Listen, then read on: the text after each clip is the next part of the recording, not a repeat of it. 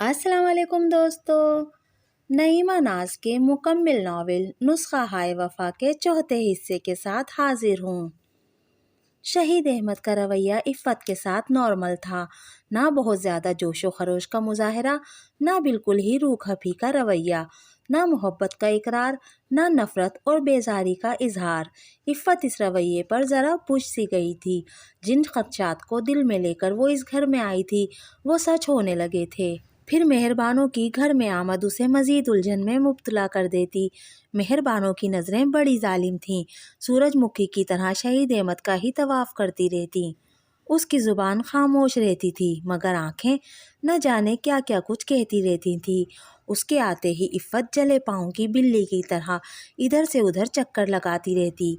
शहीद अहमद के दिल का चोर इफ़्फ़त को वाज़े तौर पर उसके चेहरे पे नज़र आता, जिसे छुपाने के वो जतन करता रहता। और समीना बेगम मेहरबानों को कुछ इस तरह घूरती रहती जैसे आंखों आंखों में उसे कच्चा खा जाएंगी। अब मेहरबानों के बारे में ये खुशखबरी सुनकर उसके दिल में ठंडक पड़ गई थी। खस कम जहाँ पाक, उसने दिल ही दिल में सोचा, मगर अपनी सास की तरह मुस्कुराते हुए हुमेरा फुप्पो को गर्मजोशी के साथ मुबारकबाद दी। अब उसे इम्कान हो चला था कि शहीद अहमद बिला शिरकत गैर सिर्फ और सिर्फ उसका होगा। मेहरबानों का रिश्ता तय करने में हुमेरा फुप्पो ने बड़ी उजलत दिखाई। अगले हफ्ते ही मिठाई का डब्बा लिए हाजिर हो गईं। सबको अपने हाथों से मिठाई खिलाई, साथ साथ मेहरबानों की ससुराल की इमारत और फयाजी के किस्से भी सुनाती रहीं। अब 4 माह बाद उज़्मा और अरसलान के वलीमे में महानूर की रुखसती थी। इफ़्फ़त इस रिश्ते से खुश थी, बहुत खुश, मगर वो अभी इस खुशी से पूरी तरह लुत्फ़अंदोज़ भी ना हो सकी थी कि एक जान का सदमे ने उसे आ लिया। उसके अजीज़ जान अब्बू अपनी बीमारी से जंग में हार गए थे। समीना बेगम भाई के शोक से बाहर आईं तो बेटी की शादी की तैयारियों में मसरूफ़ हो गईं कि दुनिया का दस्तूर यही है, आज मरे कल दूसरा दिन, तीसरे दिन लोग सब कुछ फरामोश करके ज़िंदगी में मगन हो जाते हैं, अपने कामों में मसरूफ़ हो जाते हैं। दुनिया का दस्तूर यही है। सो समीना बेगम इसी दस्तूर पे अमल कर रही थी, मगर इफ़्फ़त का दिल अभी गमज़दा था। इस गम को यकसर फरामोश करके, नज़रअंदाज करके किसी की भी खुशियों में शरीक होना उसके लिए बहुत मुश्किल था। फिर उसकी तबीयत की ख़राबी, अजीब सी तबीयत हो गई थी, सुस्त और बेजार सी। वो ज़्यादातर मुँह लपेटे अपने कमरे में पड़ी रहती। उस्मा को भावच की ये सुस्ती और बेजारी अच्छी नहीं लग रही थी। वो अपनी खुशियों में मस्त थी, मगर समीना बेगम मामला समझ चुकी थी, बल्कि डॉक्टर से तस्दीक भी करा लाई थी। अपने असल के सूद का इंतज़ार अभी से बड़ी बेचैनी के साथ कर रही थी। मिसिस शहाब सिद्दीकी ने उसे अपने ऑफिस में काम से बुलाया था। वो जैसे ही जाकर बैठा, उनका मोबाइल बजने लगा। 1 मिनट आतिफ, उन्होंने माजरत ख्वाहाना मुस्कुराहट से उसे देखा। डज नॉट मैटर, आतिफ ने भी खुश अखलाकी दिखाई। वो आतिफ से उम्र और ओहदे दोनों में बड़ी थी, मगर बेहद खुश अखलाक और ताउन और ख्याल करने वाली। वो मोबाइल कान से लगाए बात कर रही थी। आई एम सॉरी यार, अभी तक कोई ख़ास अचीवमेंट नहीं हुई। मैंने जिस खातून के बारे में आपको बताया था वो 24 आवर्स के लिए राज़ी नहीं है। हालांकि मैंने बताया था कि रिहाइश के लिए सर्वेंट क्वार्टर है, खाना फ्री है, सैलरी पैकेज अच्छा है, फिर काम भी कोई इतना ज़्यादा नहीं। एक बूढ़ी खातून की देखभाल करनी है, उनके साथ रहना है, मगर वो औरत सुबह से शाम तक के लिए इसरार कर रही है, रहना उसके लिए मुमकिन नहीं। दरअसल देखा जाए तो उसका कहना भी ठीक ही है। उसके 3 बच्चे हैं, तीनों स्कूल जाते हैं। आपके यहाँ रहने से बच्चों के स्कूल का मसला, शौहर की भी काम की जगह बहुत दूर पड़ेगी, और सबसे बड़ी बात कि उसके शौहर ने इजाज़त दी है सिर्फ सुबह से शाम तक की जॉब की। अपनी तवील बात मुकम्मल करके वो दूसरी तरफ की बात सुनने लगी। फिर थोड़ी देर बाद बोली, हाँ ये बेहतर है, आप अखबार में ऐड दे दें, हो सकता है आपका काम हो जाए। जी ओके, खुदा हाफिज़। मोबाइल ऑफ करके वो आतिफ की तरफ मुतवज्जो हो गईं। जिस काम के मुतालिक बुलाया था वो डिस्कस करने लगीं। तकरीबन 15 मिनट बाद जब ये बातचीत ख़त्म हुई तो उन्होंने अपनी मखसूस खुश इखलाकी से थैंक यू आतिफ कहा और अपनी दराज खोलने लगी। उसूलन इसके बाद आतिफ को उठ खड़ा हो जाना चाहिए था, मगर वो बैठा रहा और ज़रा झिझक कर उसने मिसिस शहाब सिद्दीकी को मुखातिब किया। एक बात पूछूं ma'am, if you don't mind. Sure, वो आतिफ की तरफ दोबारा मुतवज्जो हो गई। آپ فون پر بات کر رہی تھی، امپلائی کی ضرورت ہے کسی کو؟ ہاں، میری بڑی بہن ہے، انہیں اپنی مدر ان لا کے لیے ایک کیئر ٹیکر کی ضرورت ہے۔ دراصل ہماری آپا خود بھی جاب کرتی ہیں، بچے اور ہسبینڈ باہر ہیں۔ ساس اتنی کوئی بیمار تو نہیں مگر بوڑھی ہیں، اکیلی ہیں، تو کوئی ایسی کیئر ٹیکر چاہیے جو 24 گھنٹے ان کے ساتھ رہ سکے، ان کا خیال رکھے، انہیں کمپنی دے۔ رہائش اور کھانا پینا فری ہے، اس کے علاوہ سیلری ہے، سیکیورٹی کی گارنٹی بھی ہے۔ وہ ایک لمحے سانس لینے کو رکی، پھر دوبارہ گویا ہوئیں۔ کیا تم ارینج کر سکتے ہو کسی کو؟ جی، میں یہی کہنا چاہ رہا تھا آپ سے۔ ایک فیملی ہے میری نظر میں، 3 افراد ہیں۔ ایک لڑکی ہے، اس کی والدہ اور ماموں۔ وہ لڑکی یہ کام کر لے گی جو آپ بتا رہی ہیں، رہائش تینوں کو چاہیے ہوگی۔ اچھا، انہوں نے کچھ سوچتے ہوئے عاطف کو دیکھا۔ تمہارے جاننے والے لوگ ہیں؟ تم گارنٹی لے سکتے ہو؟ جی بالکل۔ اوکے، میں ابھی تمہیں اپنی آپا کا نمبر سینڈ کرتی ہوں، تم کسی وقت بات کر کے ان سے ٹائم لے لینا اور اس فیملی کو ملوا دینا ان سے، اور میں بھی انہیں فون کر کے تمہارے بارے میں بتا دوں گی ابھی، ٹھیک ہے؟ Thank you ma'am. عاطف کھڑا ہو گیا۔ مسز شہاب صدیقی سر خم کر کے مسکرا دیں۔ عاطف باہر نکل آیا۔ وہ جس فکر اور پریشانی میں مبتلا تھا، اللہ نے اس کی مدد کا سامان کر دیا تھا۔ اب خدا کرے کہ گوگو مان جائے، اپنی ناک نہ لائے بیچ میں۔ اپنی سیٹ پہ واپس بیٹھتے ہوئے وہ انہی تینوں کے متعلق سوچ رہا تھا۔ عاطف جتنی دیر اس گھر میں ان تینوں کے ساتھ رہتا تھا، مستقل احساس شرمندگی کا شکار رہتا تھا، نہ جانے کیوں۔ حالانکہ وہ لوگ جس حال میں تھے اس میں عاطف کا تو کوئی قصور نہیں تھا، مگر اس کی حساس طبیعت بہت کرتی تھی۔ 1 گھنٹہ بھی لوڈ شیڈنگ میں وہاں گزارنا ایک اذیتناک مرحلہ ہوتا تھا اس کے لیے۔ وہ پسینے میں شرابور، گرمی سے بے حال، یہی سوچتا رہتا کہ مجھ سے 1 گھنٹہ برداشت نہیں ہو رہا۔ یہ لوگ کئی گھنٹے، کبھی اعلانیہ کبھی غیر اعلانیہ لوڈ شیڈنگ میں کیسے گزارا کرتے ہیں، کیسے رہتے ہیں اتنی گرمی، حبس اور گھٹن میں؟ یہی سوال اس نے عظمیٰ پھپھو سے کر ڈالا۔ سن کر وہ بے بسی سے مسکرا دیں، پھر کہنے لگی، کچھ عادت پڑ گئی ہے، کچھ پڑ جائے گی۔ گوگو نے کہاں تک پڑھا ہے؟ عاطف ذہن میں اٹھنے والا ہر سوال عظمیٰ پھپھو سے ہی کرتا تھا۔ BSc فائنل ایئر میں تھی جب ہم اپنے گھر سے نکلے تھے، سارے کاغذ وغیرہ وہیں رہ گئے، شناختی کارڈ بھی نہیں ہے ہمارے پاس۔ عظمیٰ پھپھو نے ایک سرداہ بھری، یہاں کیسے آئیں؟ یہاں ان کے چہرے پہ ایک تاریک سایہ سا لہرا گیا۔ میری ملازمہ تھی، وہ ہمیں اپنے ساتھ لے آئی۔ بھائی صاحب کی صحت اس وقت کچھ بہتر تھی، بس اتنی کہ چل پھر لیتے تھے، آرام سے اپنے ہاتھوں سے کھانا کھا لیتے تھے، تو سغرا یہاں اپنے ماں کے گھر لے آئی تھی۔ کچھ دن ان کے ساتھ رہے، پھر اس نے قریبی فیکٹری میں آرزو کو رکھوا دیا۔ اس سے پہلے بہت جگہ اپلائی کیا اس نے، کئی جگہ کئی نوکری کے لیے، مگر نہ شناختی کارڈ، نہ کوئی اور کاغذ، نہ تعلیمی سرٹیفکیٹ۔ نوکری کہاں ملتی بھلا؟ پھر اسی فیکٹری کو غنیمت جان کر یہیں کام شروع کر دیا۔ میں نے کہا بھی کہ تم گھر سنبھالو، میں نوکری کر لیتی ہوں یہاں، مگر مانی نہیں۔ کہنے لگی کام سخت ہے، محنت بہت ہے، آپ سے نہیں ہوگا، خود جانے لگی۔ بولتے بولتے ان کی آواز بھرا گئی۔ چہرہ نیچے کر کے انہوں نے دوپٹے کے پلو سے آنکھیں صاف کی۔ کہتے ہیں کہ راجا کی بیٹی تقدیر کی ہیٹی، میں نے بڑے نازوں سے پالا تھا اسے۔ 1 کپ چائے بنانی پڑ جاتی تھی تو 100 نخروں سے بناتی تھی۔ یہاں شروع میں جب فیکٹری سے واپس آئی تو روزانہ ہی پاؤں سوج جاتے تھے۔ 12 گھنٹے مستقل کھڑے ہو کر کام کرنا آسان نہیں ہوتا۔ ان کی آواز گلوگیر ہو گئی، آنکھیں پھر ڈبڈبا گئیں۔ کبھی میں سوچتی ہوں، میں تو چلو اپنے کیے کی سزا بھگت رہی ہوں، میری بیٹی نے تو کسی کا کچھ نہیں بگاڑا، کسی کے ساتھ کچھ برا نہیں کیا، اسے کس بات کی سزا مل رہی ہے؟ وہ اب عاطف سے اپنے تھوڑے بہت دکھ سکھ کہہ لیتی تھی، مگر فقط اس وقت جب آرزو نہیں ہوتی تھی۔ اس کی موجودگی میں وہ اس طرح کی باتیں نہیں کرتی تھی، بیٹی سے نہیں ڈرتی تھی، اس کی دل شکنی کے خیال سے ڈرتی تھیں۔ مسز شہاب صدیقی نے اپنی آپا کا نمبر سینڈ کر دیا تھا، ساتھ پیغام بھی۔ میں نے ان سے بات کر لی ہے، تم کال کر لینا ابھی۔ عاطف نے ان کی ہدایت کے مطابق آپا جان کو کال کر کے بات کر لی تھی۔ ان کا نام ثاقبہ خان زادہ تھا۔ انہوں نے اتوار کو شام 5 بجے بلایا تھا۔ وقت کی پابندی ضروری تھی۔ عاطف آفس سے نکلا، سیدھا اورنگی ٹاؤن پہنچا، عظمیٰ پھپھو کو ساری بات بتائی۔ شہید احمد کے پاس کچھ دیر بیٹھا، معمول کے مطابق ان کے کام کیے۔ کمرے سے نکلا تو عظمیٰ پھپھو آرزو کے ساتھ کچھ خسر پسر کر رہی تھی اور وہ تنے ہوئے چہرے کے ساتھ بیٹھی تھی۔ ہیلو، وہ مسکرایا، تم سے کس نے کہا کہ تم ہمارے لیے گھر اور نوکری تلاش کرتے پھرو؟ ہم یہیں ٹھیک ہیں، سمجھے تم؟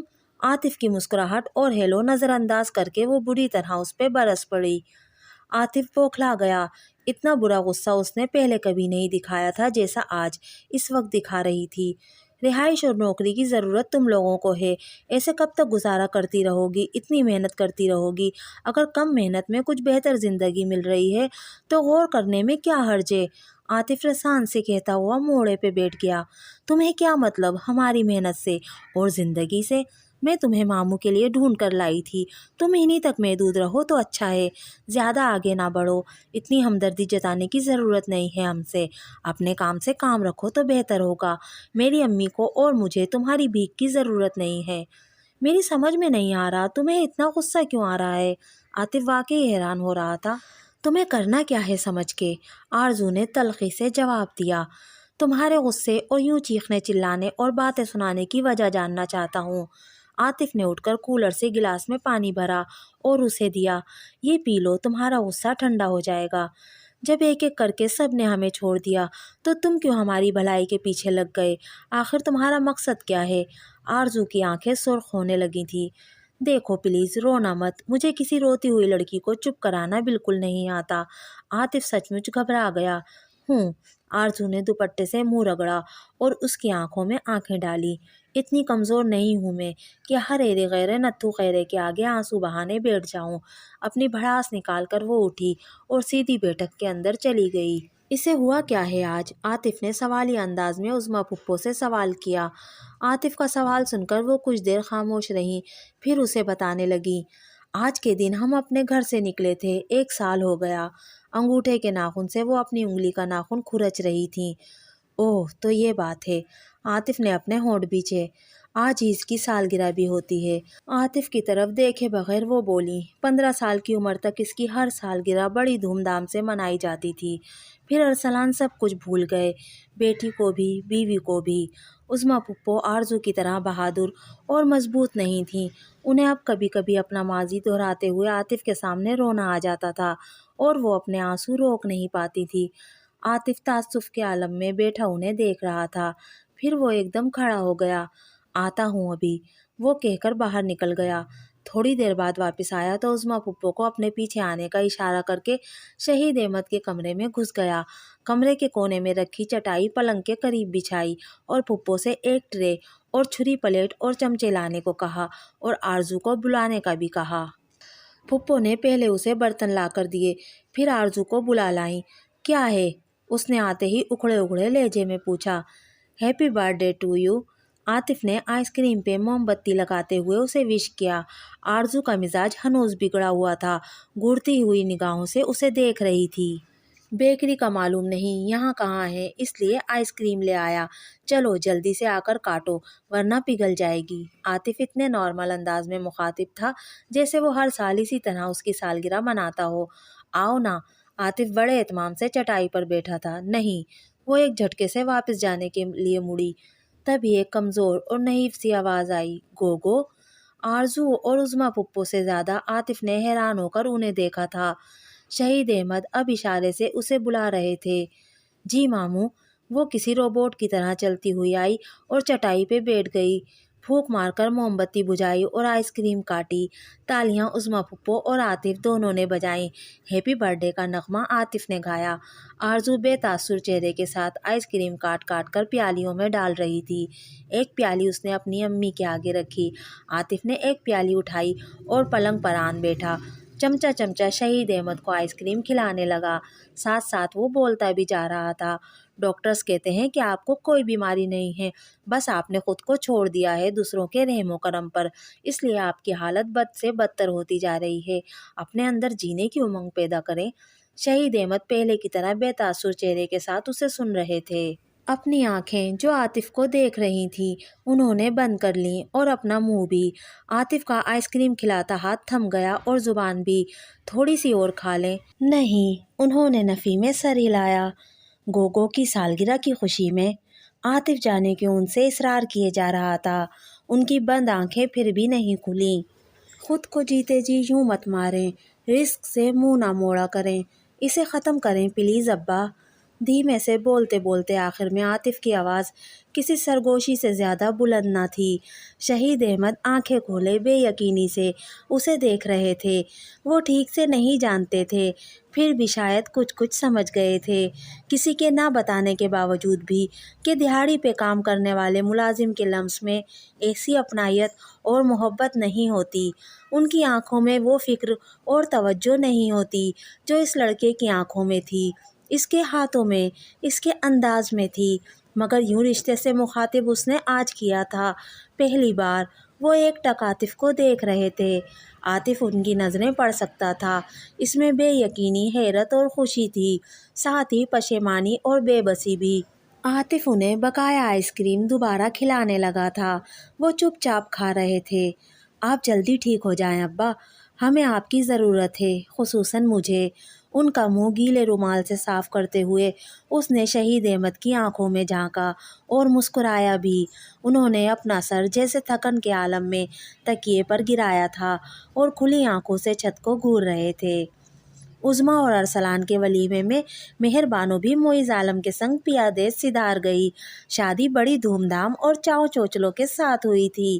حمیرہ اور اس کے شوہر نے کوئی کسر نہیں چھوڑی تھی۔ بیٹے کی بڑی شاندار تھی تو بیٹی کا جہیز اس سے بھی شاندار۔ پہناؤنی میں سمدن کو سونے کا سیٹ دیا اور داماد کو سلامی میں 0 میٹر نئی نویلی کار کی چابی۔ دھن دولت کی گھر میں کوئی کمی نہ تھی۔ شوہر کا الیکٹرانکس کا چلتا ہوا کاروبار تھا، پھر بیٹے کی طرح بیٹی بھی اکلوتی تھی، جو نہ دیتی کم تھا، سو خوب ہی دل بھر کے ارمان نکالے۔ پھر سمینہ بیگم کو جلانے کا بھی کوئی موقع ہاتھ سے نہ جانے دینا چاہتی تھیں۔ ایک ایک شے کی خوبی نمائش کی، خدا کر کے مہربانوں کا ولیمہ بھی ہو گیا، ویسی ہی دھوم دھام اور شان و شوکت کے ساتھ جیسے بارات کی دعوت تھی۔